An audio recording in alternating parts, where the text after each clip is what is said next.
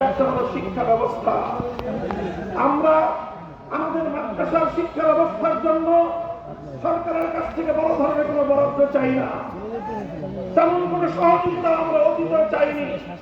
আগামী দিনে রাষ্ট্রের কাছ থেকে আমাদের কওমি মাদ্রাসার শিক্ষা উন্নয়নের জন্য আপনাদের কাছ থেকে আমরা কোনো সহযোগিতা প্রত্যাশা করব না। কিন্তু মনে রাখবেন, আমরা এদেশের আগামী সমাজ, এদেশের ইসলামপন্থীরা বাংলাদেশের 90% মুসলমানদের প্রতিনিধিত্ব করে। প্রতিটি জাতীয় ইস্যুতে আমাদের বক্তব্য থাকবে, প্রতিটি জাতীয় ইস্যুতে আমাদের কথা থাকবে। আমাদের বক্তব্য এবং কথাগুলোকে শান্তিপ্রিয়ভাবে যুক্তি দিয়ে অনুধাবন করার চেষ্টা করলে ভালো হবে। জাতীয় শিক্ষা ব্যবস্থায় হিন্দুত্ববাদকে আমরা গ্রহণ করি নাই।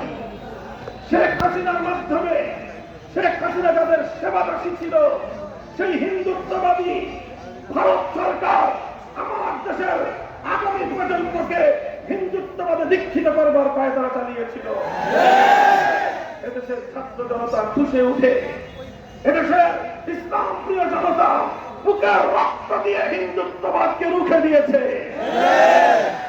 এখন যদি হিন্দুত্ববাদের জায়গায় কেউ নাস্তিকবাদকে চাপিয়ে দেওয়ার পায়তারা চালান, অথবা কেউ যদি পশ্চিমা বেহায়া সভ্যতার কাছ থেকে সমকামিতার এজেন্ডা আমার এই শাহজালাল শাহ আব্দুল খান জাহাঙ্গীরের বাংলাদেশে